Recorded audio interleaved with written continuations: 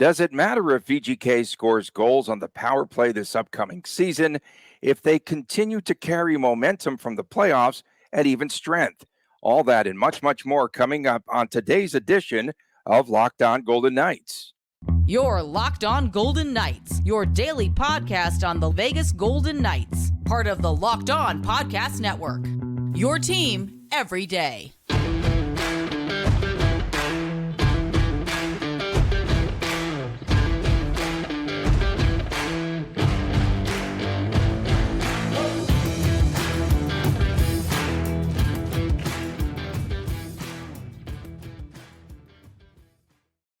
Hi again, everyone. Tony Cardasco and Chris Golick from Las Vegas. Thank you for making us your first listen each and every day. You could find us wherever you get your podcast, and make sure that you check out the YouTube channel, Locked On Golden Knights, and subscribe there.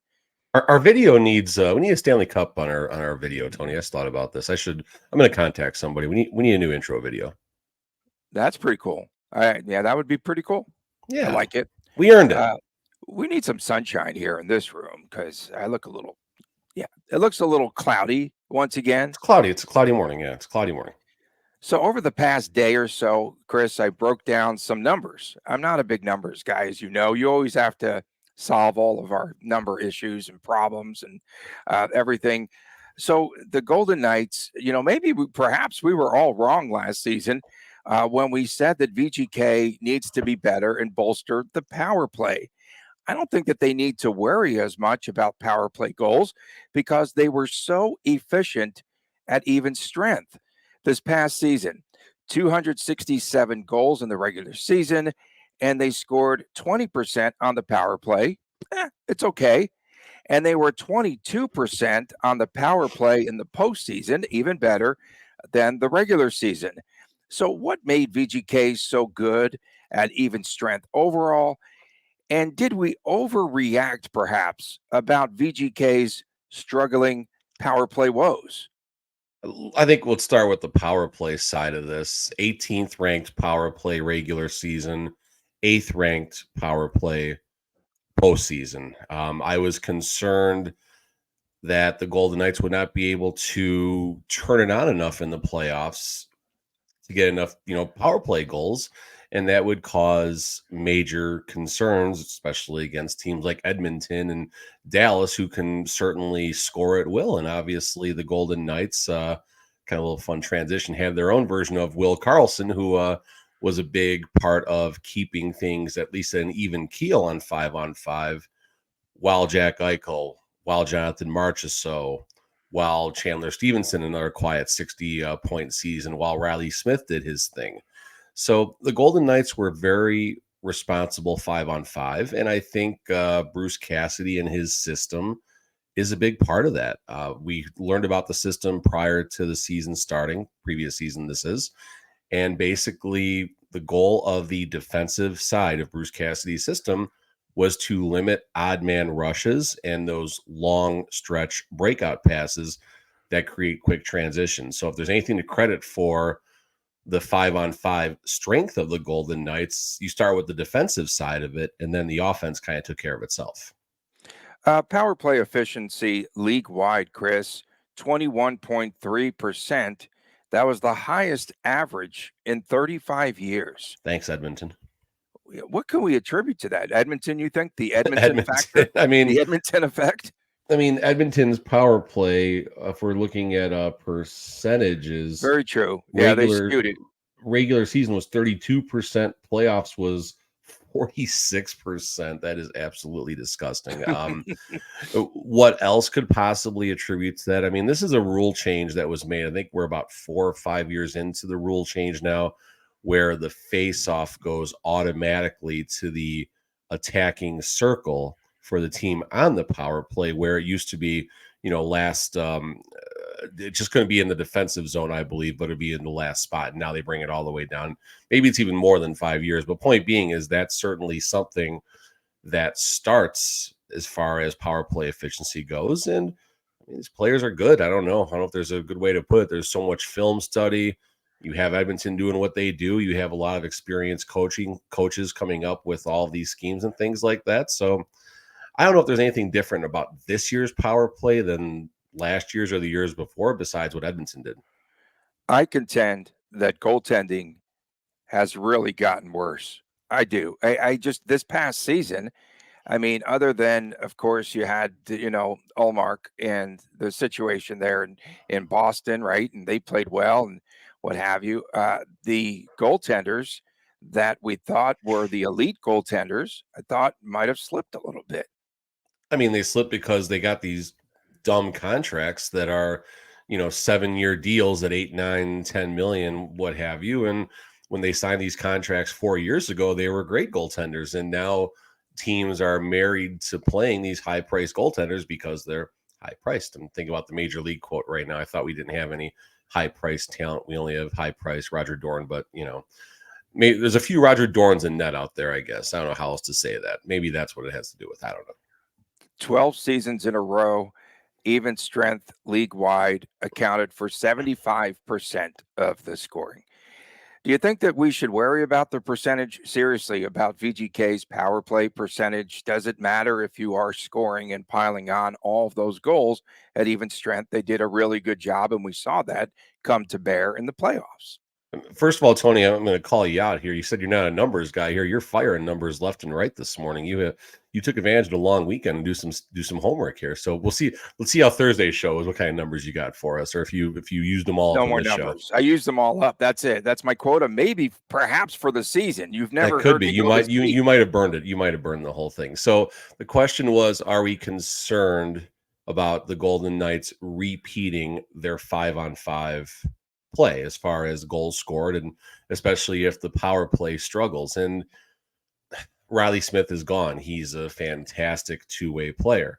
Ivan Barbashev is in, but Ivan Barbashev goes on the top line with Eichel, who's been playing very well on both sides of the puck. Marchessault plays a very responsible game. So we're not getting the full effect of Barbashev's two-way game. I'm not knocking him by any means, but if Barbashev was on, the second line or even the third line, and that's not going to happen, just throwing an idea out there, you would see a little more of his two-way game on display. And that would also help the Golden Knights as far as being more responsible, because now we're talking about who replaces Riley Smith. And I guess a plug coming here. Today's Vegas Hockey Now article actually addresses replacing Riley Smith, and not only Riley Smith, but actually replacing Mark Stone, because he's going to miss probably half the games next season. And that's not a knock on Mark Stone. That's just the reality of the situation. But replacing Riley Smith pound for pound, you can take Nick Watt off of the fourth line, put him up on the third line. That's probably the most ready player for player swap that we have to replace Riley Smith. If Pavel Dorofeev winds up taking Riley Smith's spot on that third line, okay, fine on the offensive side, but as far as the defensive side, they're going to struggle a little bit. Paul Cotter, same thing. Cotter is probably a little more responsible just based on his experience level, but Cotter only has, 40, 50 something games of NHL experience. Can he translate that into 50% of Riley Smith's two-way game? Numbers. You threw numbers at us. I did throw a number at you. Yeah, even in my Vegas Hockey Now article, I broke it down by amount of shifts started for power plays and penalty kill, and I had a lot of numbers on that one. But Riley Smith, I believe, was the second or third highest ranking forward for the Golden Knights in shifts played on the penalty kill. Who's going to take that role? There's no one player that's going to take that role. It's going to be a mix of, Brett Howden stepping up, Jack Eichel getting more time on the kill, and stuff like that.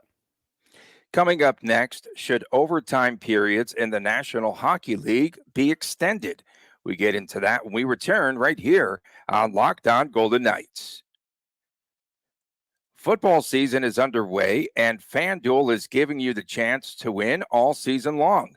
Because right now, when you bet on a Super Bowl winner, you can get bonus bets every time that they win in the regular season.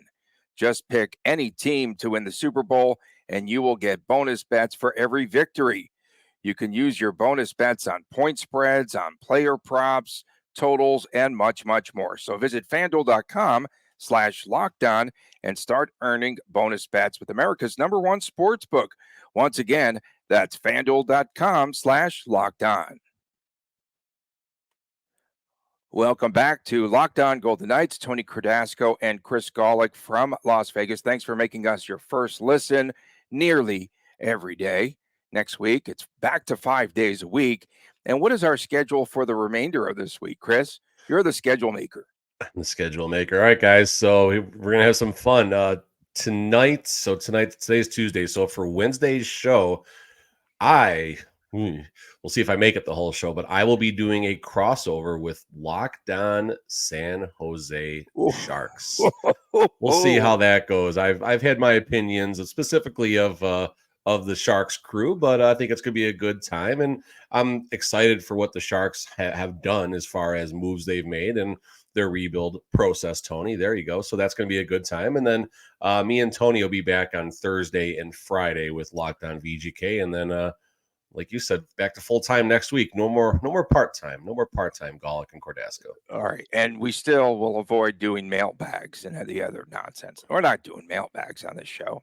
Like, we'll have enough content. Okay. Yeah, no, we got the rookie face-off this weekend. They're probably going to announce all the camp dates today or tomorrow. So yeah, it's going to be good. Looking forward to that. Okay, here's another number for you, Mr. Golick. About 70% of the games that went past regulation this past season were settled in overtime. So in other words, they didn't go to the shootout. 30% to the shootout. Okay. Yeah. Yeah, 30%. About 30% to the shootout. I know that Gary Bettman has toyed with the idea, Chris, of perhaps extending overtimes. He said perhaps 5 to 6 to 7 minutes longer. And I wanted to get the Golick take on this topic. Okay, I'll make it easy. Shootouts are dumb. There's my take. I like that. Oh, that's good. Shootouts, listen, shootouts are fun. Shootouts are exciting. They're kind of cool, but goalies shouldn't have to prepare for a skills competition, especially after playing 65 minutes of hard-fought hockey. You look at a lot of goalies, starting with pretty much all the Golden Knight goalies, it seems like they have never done very well in the shootout. I mean, geez, Robin Leonard was awful. Brossoit was not much better. And this isn't a Vegas thing by any means. There's a lot of teams that are not a fan of these games going to the shootout. And you don't want ties. We don't want the soccer thing flowing back over. The league did a good job at eliminating the ties. Going 7, 8, 10, 12 minutes, however long they need to settle the game, that's interesting. McDavid did have some comments about that and wants to have the safety in mind as they think about this. But I think a 10-minute overtime, if it works with all the rules and curfews and whatever they need to do to get these games over with in a quick amount of time, TV, that's a big one, advertisements and all of that. If they could extend the overtime and just eliminate the shootout entirely, this could be kind of cool. Now, this is what they do in a lot of youth hockey tournaments. Overtimes, I think they have a 10-minute clock. I haven't reffed in a while, but I think they put a 10-minute clock up there, maybe even a bigger clock. It starts 5-on-5. After the first whistle, after 2 minutes expires, it goes to 4-on-4. And then it drops to 3-on-3. After another couple of minutes, it actually goes all the way down to 2-on-2. I'm not saying NHL go to 2-on-2 or anything like that, but maybe the NHL adopts something where they start with a 4-on-4 overtime for 5 minutes, and then first whistle after 5 minutes, they drop it down to a 3-on-3 overtime. You get a shot to have more players on the ice. That addresses the concerns maybe as far as fatigue goes in overtime. And also, it'd be kind of cool if they had a longer overtime with one extra skater on the ice for at least half of it, because now you get to see players in the overtime. I mean, let's face it, line 4 never plays in overtime. Maybe one player on line 3 gets a shift every now and then. It would be nice if the teams had to plan for, 10 different forwards possibly getting on the ice for overtime. Yeah, it'd be pretty interesting. And you mentioned McDavid. He said on a podcast during the regular season, we had so many other topics that we had to really address with VGK that we sort of went past this, but he said that, he would be open personally, and he is the spokesperson, right, for the National Hockey League. He said he would be fine with extending it from 5 to 10 minutes.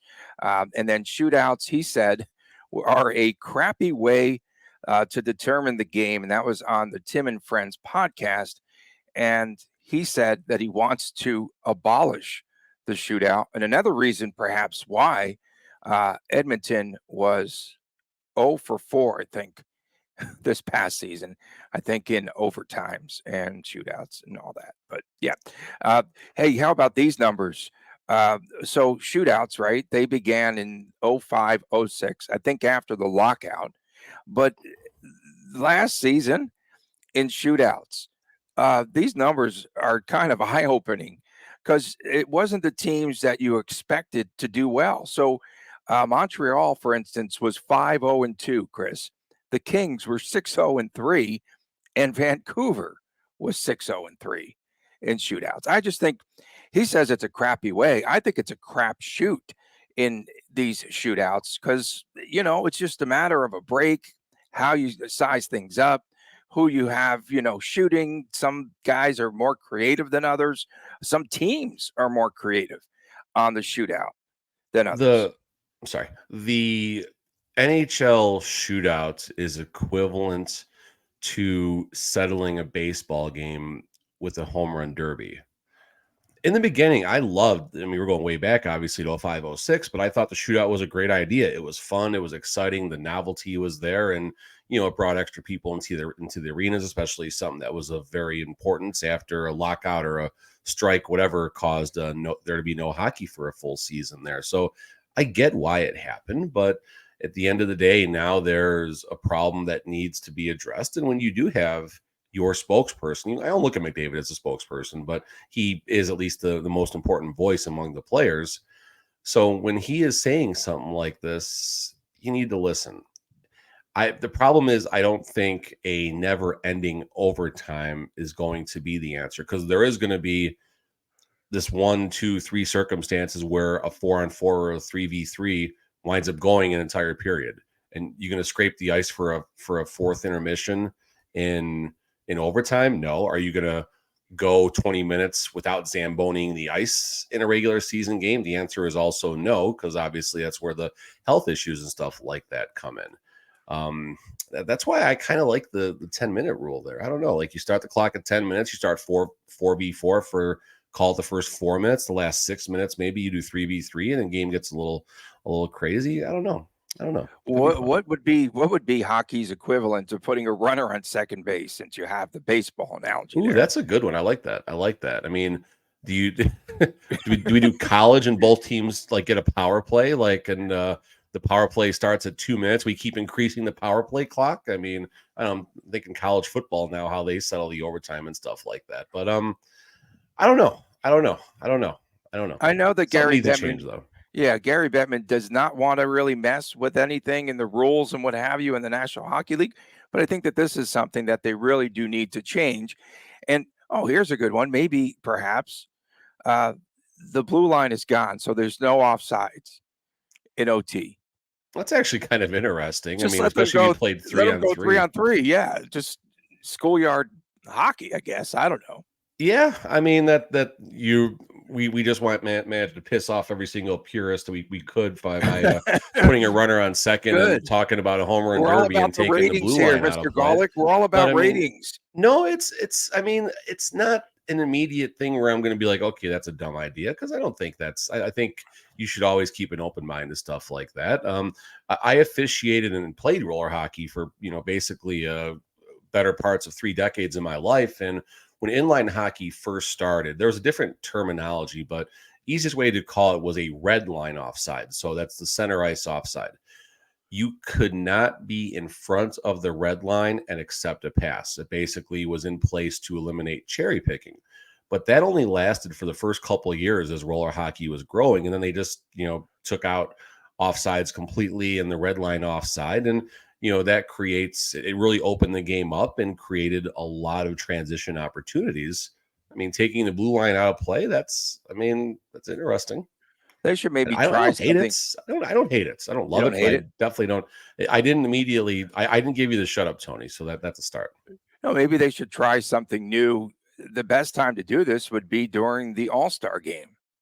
to try or something new and preseason, different. like they do preseason scrimmages and stuff like that, where there are refs out there. They need to get their, opportunity to get warmed up and stuff. That would be a fun experiment to try. There's even an experiment once that was tried with like face-offs, like in like not just at center ice, like in the middle, but like at center ice in the neutral zone and stuff like that, like in the middle and things like that. Just trying different experimental rules and concepts and just kind of seeing how it affects a game, having, a center ice face off, basically, or right across from the goalie, like a face off happening that close to the goalie. It's odd, it's different, but I mean, it's okay to try new things and have an open mind, because you just never know what it may lead to. And honestly, the no blue line concept in overtime is interesting. I'm not going to lie, that is interesting. I just come up with stuff, No, right here. that's you've definitely But done worse. so, so Gary Bettman, he did want to introduce the extension, I think, at the general managers meeting, the extension of overtimes. Perhaps the next GM meetings, he'll introduce something like that. And I think, one of McDavid's concerns was just about, you talked about wear and tear, was just about skating 3-on-3 up and down the ice. He thinks that is something that could be taxing on players. So he is concerned about the health. And he is the spokesman. He is the LeBron James of the National Hockey League right now. He is, but he doesn't put himself nearly out there like LeBron James. That's why I like him a lot better than LeBron James. And he doesn't flop like LeBron James. He doesn't cry like LeBron James. And he doesn't change teams like LeBron James and go to the newest and greatest things so he can win a title and claim he rebuilt a franchise like LeBron. Okay, stop it. I don't like LeBron James. I'm sorry. Michael Jordan's the best. You're not going to win that argument against me anytime. I'm with you there. That wasn't towards you. That was just more of a generalized statement. No. I'm just with you. I'm with you. No. So the concern about the taxing and the injury potential with overtime, especially in Edmonton. I mean, if there's a 5-minute overtime, Woodcroft is going to play McDavid 3 minutes and 37 seconds of it, and Draisaitl is going to play the same amount of time. So that's what's happening up at Edmonton when it comes to the overtime situation. But that's why, like, I don't know. I mean, it's just an idea, but we start overtime. We start overtime 10 minutes on the clock, 4-on-4 overtime, no blue line. After 5 minutes, first whistle after 5 minutes, drop it down to 3-on-3. Still no blue line. You want to get the thing done, especially with 4-on-4 with no blue line, you're going to see some fun, creative passing. Wouldn't that be fun? I think it would be exciting. They should try something like that. I think we should put this. Let's get this on Twitter before the show airs, just so no one else can take it from us. Just of course. Suggestion. Yeah, we'll call it a co-suggestion from Golick and Kordaska. Sounds good. Coming up next, where is the Stanley Cup? Just when you thought this feature was going away, the phone's ringing. Hello? Hi, Mom. We'll get to that when we return. He's McDavid. He wants his rights for the overtime. We'll get to that when we return right here on Locked On Golden Knights. Welcome back to Locked On Golden Knights. Tony Cardasco and Chris Golick from Las Vegas. He is at TD Chris G. I am at Tony Dasco on X. And you could also find us at Locked On VGK. And please make sure to subscribe to the YouTube channel, Locked On Golden Knights. We are getting ready for the upcoming season, and we have shows coming up for the remainder of the week. And as Chris had mentioned, coming up for Wednesday's edition, I should say, he'll be doing that crossover edition with Locked On Sharks. So we'll be posting that everywhere, of course, wherever you get your podcasts, or you can find us, of course, on the YouTube channel. And coming up, we'll have more coverage on Thursday and Friday with our WTF What the Friday feature. So, Chris Golick, you and the Fam Bam had an opportunity to catch up with Lord Stanley, not Lord Stonley, Lord Stanley. Did you put your dog or cats? You have cats, right? Did you put your cats in the cup? No, we didn't have our cats. Although we did go to the Pinball Hall of Fame after we saw the Stanley Cup at Dollar Loan Center, and they have 3 cats roaming around the Pinball Hall of Fame, so that makes it even better. How was that? How is the new Oh, I love the pinball? I haven't Pinball been Hall to of the new Fame. one. I got to play my favorite all-time pinball machine, Cyclone.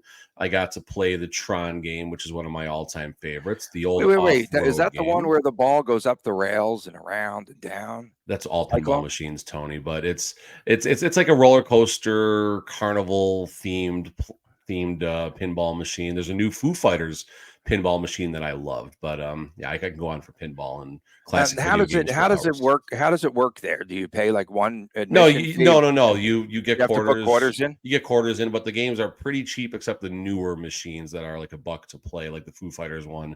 But all the classic ones usually 50 cents, a quarter. All the classic games are a quarter.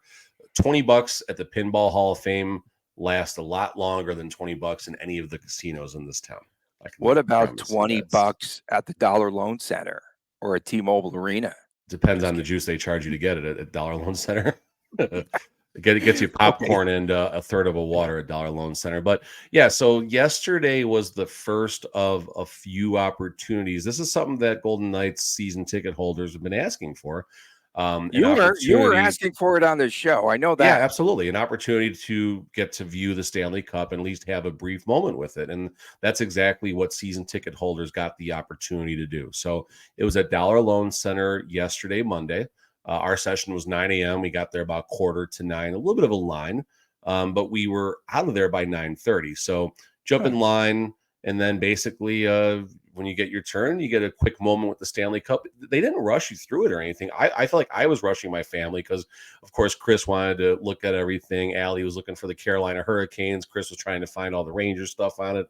And I'm like, come on, guys, let's go. But they weren't rushing you. They didn't tell you not to touch the cup or anything like that. It was a nice moment, but we surprised Chris and Allie. So the kids were off school, and we told them we were doing a daddy, mommy, Chris, Allie adventure day. We're not telling you where we're going. We get to the Dollar Loan Center. They think we're doing a tour of the Dollar Loan Center like they do at the Hyde Lounge at T-Mobile. I'm like, yeah, that's exactly what we're doing here. But then the basketball court was set up for the G League Ignite when we got there. I'm like, okay, guys, we're here for a basketball game. We have to go around. And they're like, basketball? I don't want to see basketball. I've raised my kids well. So then we're in line, and Allie thought we were going to see the Stanley Cup right when we got close, but we managed to keep it under wraps. And a couple times people were talking to us, are you excited to be here? And then Amanda's like, yeah, they don't know why we're here. So it was a nice experience. It was nice. We'll have the picture probably get sent to us today by the Golden Knights. So they take the photos. Are you allowed to take personal photos? I took a photo from a distance of Chris and Allie, and then I actually got a pretty cool picture. What's that? Oh, you're not supposed to, though? No, they didn't tell you not to. They what they don't want you doing is me grabbing the camera. Okay, guys, smile, and stuff like that. They want their people doing it. But as long as you rush through, they didn't stop you to doing anything. Now, if you tried to pick up the cup, Henderson's Finest would have addressed that, of course. But otherwise, it was nice. Like, they didn't push you through it. They didn't rush you. They didn't give you a bunch of rules or anything like that. You got your moment. And I got a nice picture as we were walking out of Chris and Allie just looking at the Stanley Cup and looking at the Golden Knights names and stuff. And it was, it's exciting. They liked it, so they enjoyed it. Yep, and then fans can actually view the Stanley Cup this weekend at the Rookie Face-Off at the Dollar Loan Center. Tickets are not $80 or $90 like Tony suggested. He thought they were going to. I said they'd be $50. That's what they were when they had. If you want to sit up close, you will pay that much. But if you want, I think you can get in for the mid-teens and the higher seats at the Dollar Loan Center. There were a lot of tickets, a lot of seats left. I was surprised. For $20, guys, I'm paying all day, and I don't even need to watch the Rookie Face-Off. I'll wait in a 2-hour line to get my moment with the Stanley Cup for $20. Like, that's a no-brainer in my opinion. Wait. You have to pay $20 to take a photo with the Stanley Cup? If you want to see it at the Rookie Face-Off at Dollar Loan Center this week. Why not put it outside? Do something there. Well, it popped up randomly at Steiner's last night. Like, the cup just pops up. At Steiner's? Yeah.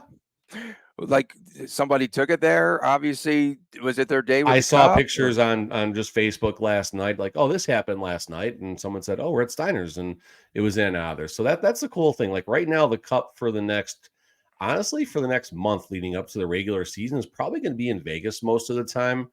You could be at breakfast at Black Bear Diner, and boom, there it pops up. You could be at some nightclub again. Wouldn't be surprised one bit. You could be at a random golf course. You could be wherever.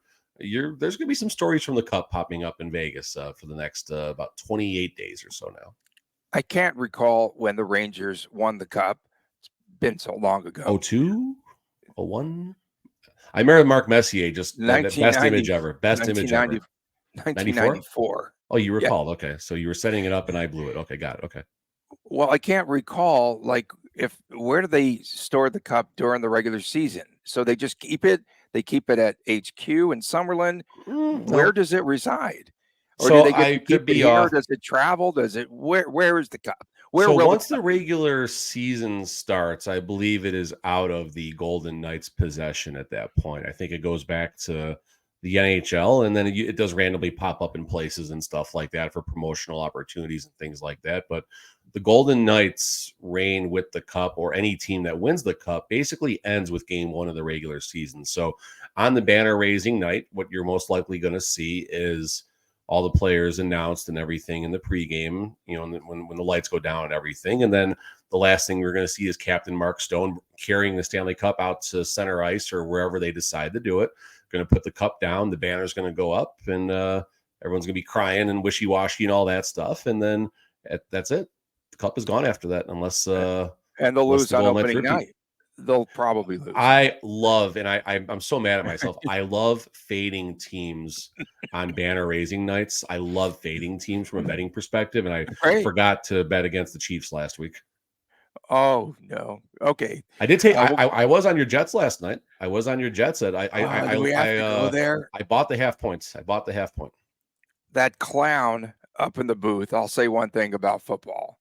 That John Perry guy or whatever, the guy that's supposed to be the replay official, whatever. Oh, okay, sure. Saying that there should have been an asterisk at the end of the game because he thought that was Tirico that said that. No, Tirico said that last week. Last night we take it to another level. Really? Because he said that there should have been a tripping penalty on the punt return. It's just TV announcers. That's not commentating a game when you say stuff like that. That's not being fair. Can you do me a favor moving forward after our names? Can you just put a little asterisk there? Maybe, yeah. We'll continue this trend. Don't forget, coming up tomorrow, Chris Golick will be in unison, perhaps. I don't know. He'll do a crossover with the San Jose Sharks, or I get canned after my appearance with the Sharks. So, folks, it was a great run. That might be me. It's a good thing I'm not on there. You'd be that'll fine. Be the crossover. No, because you'd blast the Golden Knights the whole time too. That's true. And then Thursday and Friday, we will return, and starting next week, back to 5 days a week by popular demand. I don't know if there's any demand. But again, make sure that you go to the YouTube channel, subscribe there. And thanks for making us your first listen, especially our everydayers who tune in to us each and every day. For my man, Chris Golick, I'm Tony Cardasco with an asterisk. We'll see you again tomorrow right here on Locked On Golden Knights. Take care.